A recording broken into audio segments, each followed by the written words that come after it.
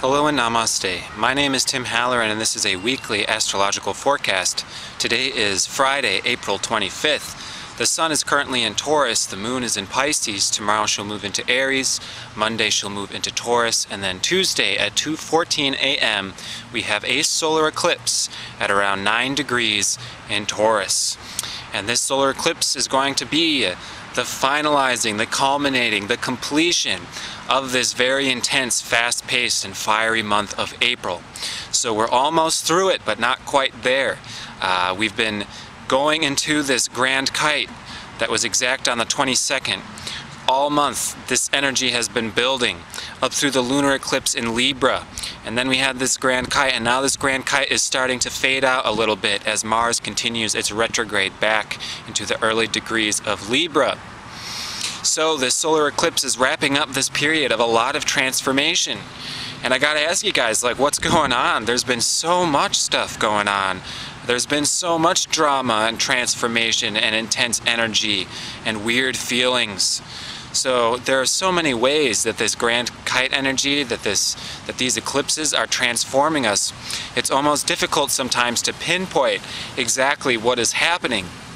But nonetheless, we're going to focus in this report on the solar eclipse, sort of what's going on beneath the surface, and what we can do to finalize this period as we move into May, Taurus time, where we will be beginning to slow down a little bit, find grounding, find security and new foundation.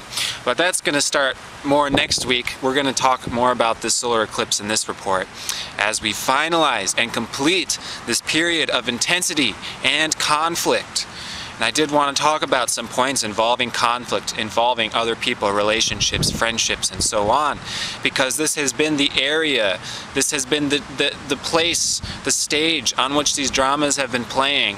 These have been the triggers for us as far as bringing us into these really deep realizations and newfound understandings. And that is because it was Mars that was completing the fourth point in this grand kite, moving retrograde in Libra. Retrograde Mars in Libra, you know, this oftentimes is relationships and other people, which is causing this intensity, which is causing us to be shaken to our very core, to understand what our own core truths are, to understand what is going for our egos.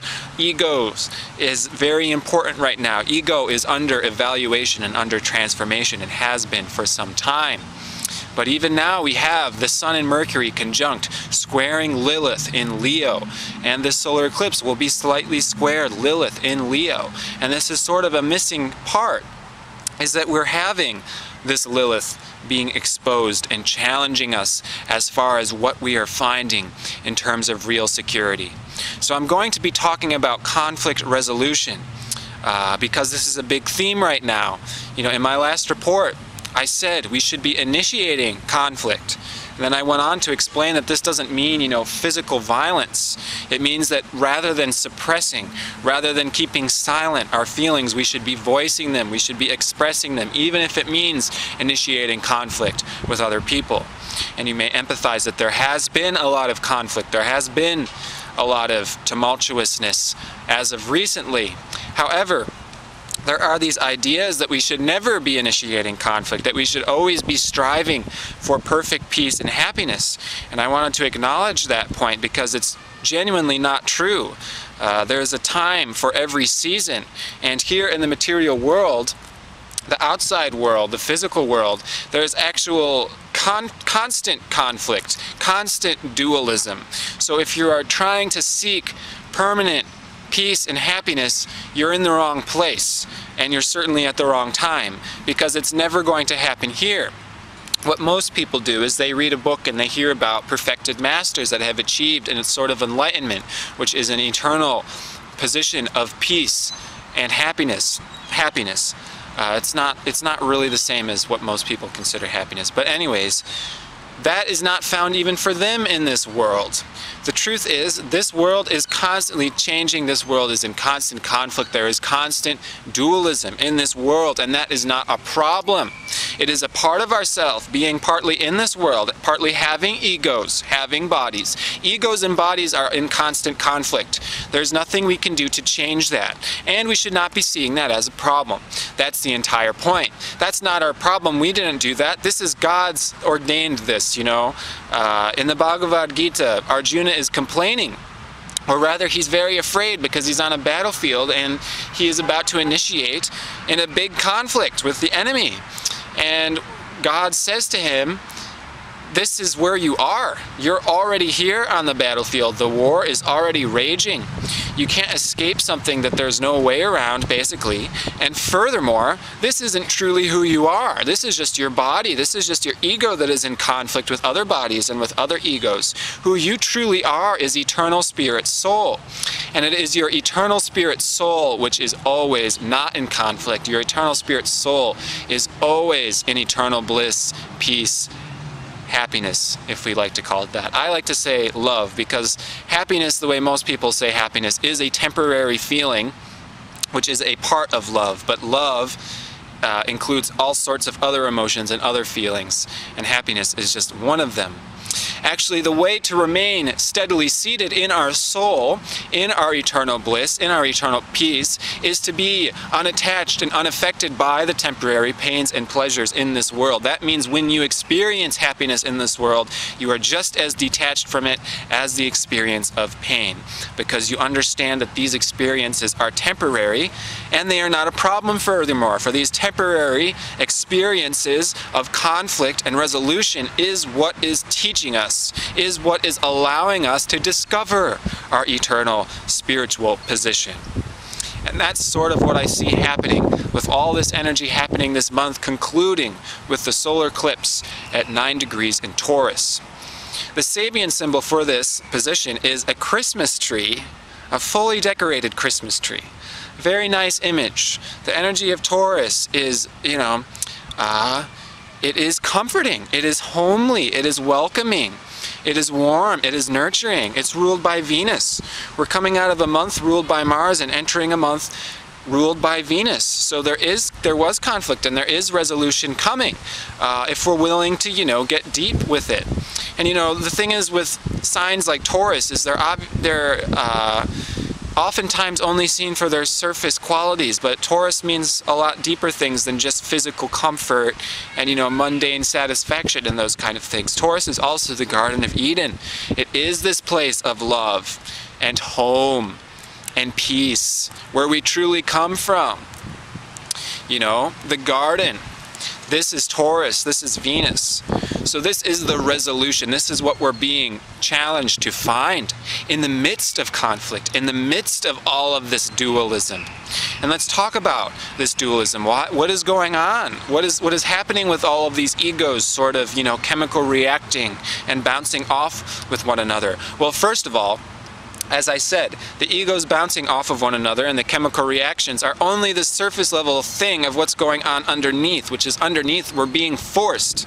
We don't have a choice. We're being forced to find our security, to find our truths. And that comes through challenges by other people. So when I say initiate conflict, the conflict is completely necessary for the evolution, for the growth, you know, for the resolution. If we do not initiate conflict in the first place, which is, again, it's not physical violence, we're not attacking people with words or our hands or whatever, we're doing it through presenting our truth, through being sincere and honest with how we're feeling.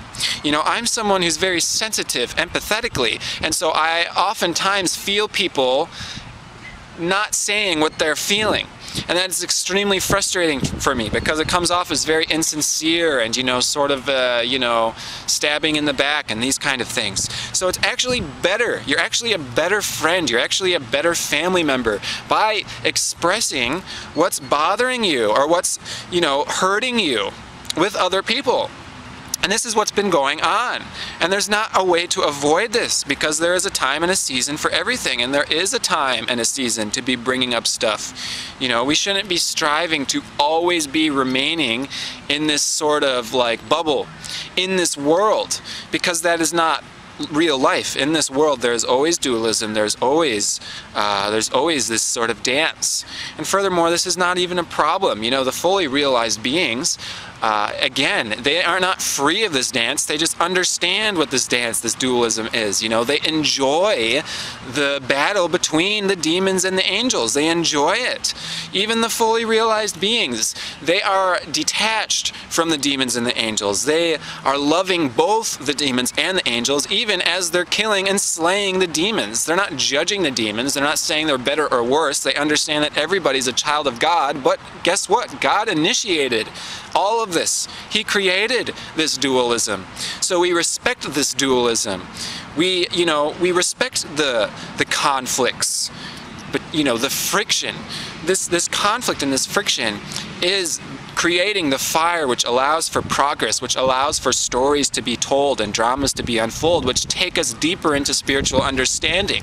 And so as long as we're trying to prevent nature, and this is nature, all of nature is dual, we can't make any progress forward. And certainly we want to make progress forward. This period is all about making progress forward. And it certainly is about making progress forward in relationships as well. So we can see some relationships ending. Some of these ego conflicts have been just seeing, oh, clearly these people need to be out of the rest of my life. That's a possibility. I'm not saying that that's not. But what's an even greater possibility is that in the midst of this sort of tumultuousness and this friction, we're seeing that we don't want these people completely removed from our lives. And again, saying that there is a time and a season for everything. Every single ego is going to be different. This is what astrology is here for. This is what, this understanding is all about, is understanding that everybody has different core truths. There's 12 zodiac signs, and we're all a conglomerate mix of all of these. So when we get into our egos and we start talking to egos, there is going to be differences. There is going to be conflict. This is how the universe operates. The planets are always doing this to each other, and we're a synchronistic reflection of them. So of course we're going to be doing the same thing. And no, this is not a problem, because we're actually exposing each other's beauty in the process of doing this. Not only that, when there is conflict, it becomes more apparent. The difference is what distinguishes you as an individual. It gives you the opportunity to see who you are. If there was no conflict, you would have no way of knowing. So this conflict has been happening, and it's been working for us, even when it doesn't seem like it is, because it's showing you who you are. And that's leading us into this solar eclipse. This solar eclipse is who I am. I am going to be sturdy. I am going to be unbending. I am going to be defensive of who I really am. And is this a kind of, like a superficial, like escapist type of defensive where we're trying to get away from seeing the truth, and so we're being defensive out of fear? No, that's not what I'm talking about. This is being defensive of the truth. This is being loyal to who you are. Taurus is very stubborn because he's loyal to what he knows. There is nothing wrong with that, even if it takes more time to receive different information from all these different people. And this is, again, there's a time and a season for everything. There's this full spectrum of people that are bouncing into each other, and we're seeing all of these different personalities and how they interact and what truths each different person carries. Every single person has a unique truth. It is not about right and wrong. It's about seeing how there is this full spectrum. When it starts getting misled is when we start thinking that one portion of the spectrum is it, that we've got it down pat. It's very easy to do this, especially when we're embodying one type of energy on a very matured and intelligent level. It's easy then, as soon as we master one thing, to get overly absorbed in it, obviously. So what all this astrology is here for, what it should be really teaching us, is how to balance in between all of these different areas, of which it's, this spectrum is huge. This spectrum is huge. So this Lilith and, this solar eclipse, the grand kite, has been forcing this very tumultuous chemical reaction to occur, and now we're trying to remain steady. How do I find my spiritual position? Which means that in the midst of temporary happiness and temporary distress, I am attached to neither. which means that I am instead firmly seated and grounded in my individual truth, which may not seem or appear to be the same as everybody else's, but that doesn't matter, because when I am seated in my own spiritual truth, irrelevant of words, irrelevant of labels, clothes, how I'm going to try to express it to other people. Taurus is not about expressing. Taurus is the hermit. Now go inside. Now that all the expressions has sort of, like figured things out and stuff has sort of crumbled and stuff has sort of been, buttons have been pushed. Now go inside. It doesn't matter what other people understand and what you don't, so long as you do understand.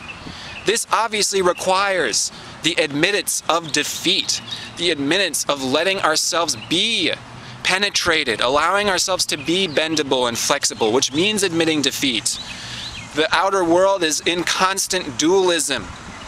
This is not a problem, but we have to be admitting to defeat sometimes. We should want defeat sometimes. It's not through winning all of our battles that we make advancement and that we evolve. It's through losing half the time, more than half the time, that we understand who we are, that we understand what we didn't completely get, and we move on. So it's not being stubborn to the point where we are not admitting our mistakes. It's not being stubborn to the point where we know everything, where we know what's going on with that person, that person, that person. It's not necessary, because when you come into your spiritual truth and you know on the inside who you are and where you are and you're steadily seated, it doesn't matter what on the outside is challenging you anymore, because this is all in the material world. This is all the constant battle that's going on the outside, the angels versus the demons. This battle is for us to enjoy, because on the spiritual level, we are so inconceivably happy, blissed out, perfect, intelligent, that we don't, on a soul level, get distraught or upset by any of these things that happen on the surface, irrelevant as crazy as it may seem. So, when we find that place within ourselves, it doesn't matter what other people are saying, but then, in that truth we can listen, and in that truth we can start reaching out to other people. And no, it's not that we're going to tell other people what works for us. This is why it requires so much that we listen very carefully, because we have to meet people on their own level. So when you are in your spiritual truth, that is being in contact with spirit. It's not about what your spiritual practice is. It's not what words you like to use, what books you like to read, what clothes you like to wear. That's not your spiritual truth. Your spiritual truth is almost impossible to describe or express on the outside. Other people will only get tastes of it through soul to soul, spirit to spirit, heart to heart. It doesn't come through this outer expressive, mental speculation, semantics, using words. It's impossible. That's why all this conflict's been going on. We've seen all this miscommunication go on. We've seen all these butting of heads and these kind of things, and I'm telling you what I'm trying to tell you and you're not understanding, and then that frustrates me, and then you aren't understanding me and I'm not understanding you. Well, there's a point to all of that as well. We're trying to get ourselves in a position where we can best express ourselves, where we can best help other people. And the way to best help other people is to get into our own truth, our own spiritual connection. And then once we have that steadiness, that concrete foundation, then automatically, without worrying, without stressing about it, automatically our concerns go towards other people. Because it's just very obvious when you are seated in permanent and eternal bliss that the next thing you should do is start noticing the lack of that in other places. And it's not about right and wrong, it's not about correcting problems, it's about giving your truth. Not through words, not through semantics, not through technicalities. That's impossible to do. That is trying to express spirit through what is not spiritual. The way to express spirit is just to be it. Just do it. Just, sit in it. That's what Taurus is about. It's about sitting in it. It's about being the hermit. You can be a hermit internally, even as we're outside and all of these things and constantly acting. We've been acting and acting and acting. That's why life is forcing us to be the hermit. All of this constant battling on the outside is supreme grace to us. When things are craziest on the outside is actually, as a matter of spiritual irony and comedy, it is the most beneficial times for us, because those are the times when we are forced, not by choice, not by searching, We are forced to discover our truth, which is eternal, you know? You can't be put in a torture chamber for very long before you automatically, your spiritual self will start to find ways out. And that's what's going on right now, to make things kind of extreme and grotesque. But, you know, it's just saying that, like, all of this stuff on the outside that is causing all of this pressure. Pressure is good. Conflict is good. We don't have to be afraid of things just because they are negative. Negativity and suffering are not at all the same thing. You have to embrace and understand negativity just as much as positivity if you want to accept the whole. And that is the way out of suffering. That's not the way into it. Okay? So we're talking about, you know, discovering core truths. We're talking about discovering your inner solitude, sanctuary. And this is the solar eclipse. The challenge is Lilith and Leo. The challenge is our very deep emotions, our defending our ego. We have to know when to defend our truths, and we have to know when to admit defeat. And unless we do both, we will not be able to come out of this period at the greatest potential. So very, very, very much listen, and very, very, very much attempt to express what is impossible to express without just remaining seated in it and just being it. As long as we can just be it, as long as we can just, you know, focus on what is truly important, which is your heart and its connection to God, everything else falls in line automatically. As soon as your spiritual connection is there, then material connections will follow automatically. So, all of this material chaos is there to force us to shift our perspective into what is important. And that is what is going to be the glue that keeps the people in our soul families close to us, irrelevant of the dramas, irrelevant of the egos, irrelevant of those things. That love, that super glue between us and our soul families permits us, allows us to enjoy the fights, the battles, the duels that happen on the surface ego level. So don't be afraid of anything. Let's find true foundation, structure, peace. So happy solar eclipse, the 29th at 2:14 a.m. And then the 30th is the final day of April, and then we're already on to May. So wishing you the very best this time around, and I'll be talking to you next week. Namaste.